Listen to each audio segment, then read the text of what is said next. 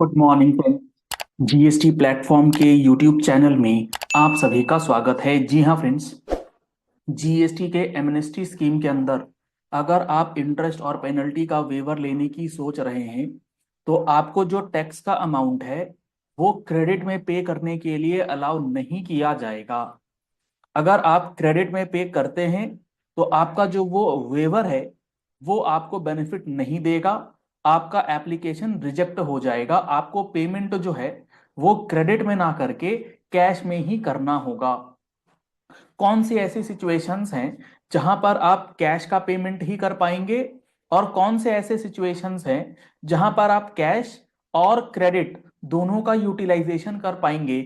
आज के सेशन में हम लोग ये चीजें डिस्कस करेंगे। जुड़ी रहिएगा इस सेशन के एंड तक, क्योंकि वेवर स्कीम के अंदर पेमेंट करने की जो जिम्मेदारी है वो आपको 31 मार्च 2025 या उससे पहले पूरी करनी है और फॉर्म्स अवेलेबल होंगे जनवरी 2025 में। तो आप अगर पेमेंट नहीं करेंगे तो वो फॉर्म्स आप फाइल नहीं कर पाएंगे। तो कौन सा ऐसा सिचुएशन है और कौन से ऐसे केसेस हैं जहां पर आपको सिर्फ और सिर्फ कैश अलाउ करना है और कौन से ऐसे सिचुएशंस हैं, कौन से ऐसे केसेस हैं जहां पर आप कैश या क्रेडिट दोनों को यूटिलाइज कर सकते हैं। इसके लिए गवर्नमेंट ने क्या बातें बताई हैं एक बार समझिएगा। मान लेते हैं एक पर्सन है, X Y Z registered person है। ये एमनेस्टी स्कीम के बारे में सोच रहा है, ये वेवर स्कीम के बारे में सोच रहा है। इसका या तो डीआरसी 01 आया होगा या डीआरसी 07 आया होगा। कोई भी सिचुएशन हो सकती है, आइदर सो कॉज नोटिस या डिमांड ऑर्डर, कुछ भी हो सकता है। इसके अंदर जो इसका टैक्स कंपोनेंट है, ये टैक्स कंपोनेंट इसे पे करना होता है, जिसके बाद इसका इंटरेस्ट और पेनल्टी का वेवर जो है वो बेनिफिट में मिलता है। अब ये जो टैक्स कंपोनेंट है, ये दो तरीके के टैक्स कंपोनेंट यहां पर हो सकते हैं। हो सकता है इस पर्सन का या आपका जो ये डिमांड क्रिएट किया गया है, ये डिमांड क्रिएट किया गया है for liabilities arising out of reverse charge mechanism. For example, आपने रॉयल्टी रॉयल्टी नहीं लेते हैं क्योंकि ये अपने में ही एक डिस्प्यूटेड मैटर है। तो मैं यहां पर एक बार ले लेता हूं। लेट सपोज आपने जीटीए की जो ये सर्विसेज हैं, जीटीए की सर्विसेज के ऊपर रिवर्स चार्ज का टैक्स पे करना था, वो आपने रिवर्स चार्ज का टैक्स जीटीए के ऊपर जो है पे नहीं किया। और आपके डीआरसी 01 और डीआरसी 7 के अंदर लाइबिलिटी जो है वो क्रिएट कर दी गई है कि इतना टैक्स आपका बनता है। लेट सपोज 5 लाख रुपए का लाइबिलिटी आपका रिवर्स चार्ज के पॉइंट की वजह से बना हुआ है। और दूसरा कौन सा हो सकता है tax component other than reverse charge mechanism? इसमें बहुत सारी चीजें आ सकती है। हो सकता है 3B वर्सेस 1 का हो, 2A वर्सेस 3B हो, बहुत सारी चीजें यहां पर आ सकती हैं। बेसिकली रिवर्स चार्ज वाली कोई डिस्प्यूट वाली बात नहीं है। अब जो सबसे इंपॉर्टेंट पॉइंट है वो यहीं पर है कि अगर आपकी लाइबिलिटी रिवर्स चार्ज के डिस्प्यूट पर है तो ये जो जीटीए के ऊपर रिवर्स चार्ज का पेमेंट आपको करना था, जब आप इस डिस्प्यूटेड इशू का पेमेंट करेंगे इस 5 लाख का, तो आप इसका पेमेंट आईटीसी को यूटिलाइज करके नहीं कर पाएंगे। इसके लिए आपको कैश ही पे करना पड़ेगा और कैश पेमेंट करके ही आप वेवर की सोच सकते हैं। और दूसरी तरफ ये जो अदर देन रिवर्स चार्ज वाला जो कॉन्सेप्ट है, इस अदर देन रिवर्स चार्ज की अगर बात करें तो यहां पर अगर आपके पास 2 लाख का अमाउंट है तो आप इसको कैश या क्रेडिट दोनों में से कोई भी लेजर यूज कर सकते हैं और इसका पेमेंट आप कर सकते हैं। ये बातें गवर्नमेंट ने क्लैरिफाई ऑलरेडी करी हैं। अगर आप देखेंगे तो यहां पर गवर्नमेंट ने क्या बोला है, whether payment to avail waiver under section 128A can be made by utilising input tax credit. क्या आपको इस वेवर का बेनिफिट लेने के लिए जो पेमेंट करना है टैक्स कंपोनेंट का, क्या वो आईटीसी से किया जा सकता है या नहीं? तो आंसर इन्होंने दिया है यस, पहला।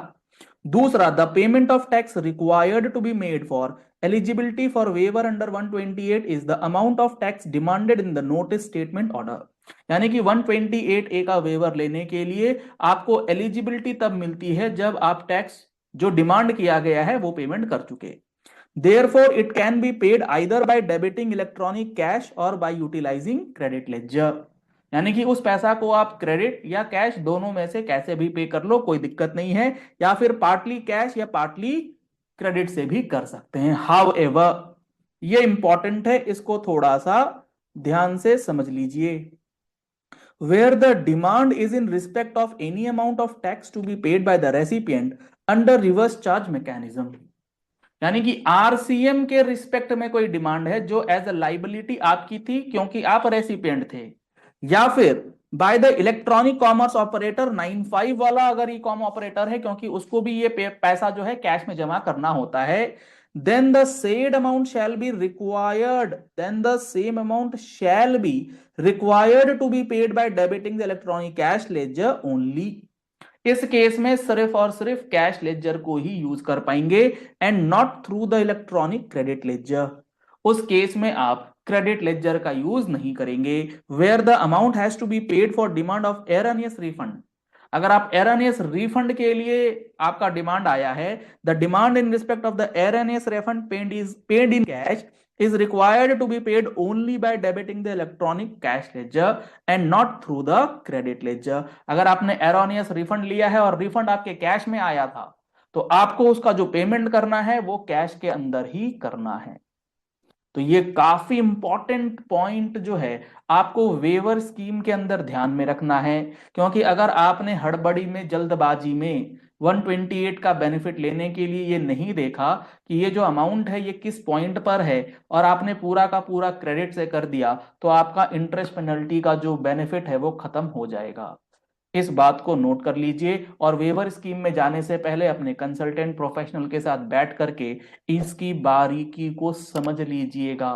बहुत ज्यादा टिपिकल हो चुका है ये जो आपका एमनेस्टी वाला पूरा मैकेनिज्म है, एक एक छोटी छोटी बात जो है आपके एप्लीकेशन को रिजेक्ट करा सकती है। चलिए इस वीडियो को यही एंड करते हैं। आशा करते हैं आपको ये पॉइंट्स बहुत अच्छे से क्लियर हो गए होंगे। अगर आप पहली बार आए हैं हमारे यूट्यूब चैनल पर, तो आप हमारे चैनल को फॉलो कर लीजिए, सब्सक्राइब कर लीजिए नोटिफिकेशन बेल के साथ, ताकि ऐसी ही वीडियोस आप तक रेगुलरली पहुंचती रहें। अगर आप जीएसटी के फुल कोर्स को ज्वाइन करना चाहते हैं तो जनवरी 2025 का बैच हमारा अनाउंस हो चुका है, आप उस कोर्स को ज्वाइन कर सकते हैं। ज्वाइनिंग कैसे करना है, ये 180 आवर्स की पूरी क्लासेस होंगी, live plus backup recorded classes आपको प्रोवाइड की जाएंगी। आप इन क्लासेस को ज्वाइन कर सकते हैं। कॉन्टैक्ट नंबर्स आपको स्क्रीन पर दिए गए हैं, दिए गए नंबर्स पे कॉल या व्हाट्सएप करके जीएसटीआर 99C का ऑनलाइन वेबिनार 28-29 यानी कि कल और परसों 2 दिन चालू होने वाला है। अगर आपने अभी तक नहीं कराया है रजिस्ट्रेशन, जल्द ही सीट्स फुल होकर के रजिस्ट्रेशन आज क्लोज हो जाएंगी। तो आप अगर लेना चाहते हैं रजिस्ट्रेशन, क्लास को ज्वाइन करना चाहते हैं, तो आप उस लाइव क्लास को ज्वाइन कर सकते हैं with recorded backups. Thank you and have a nice day.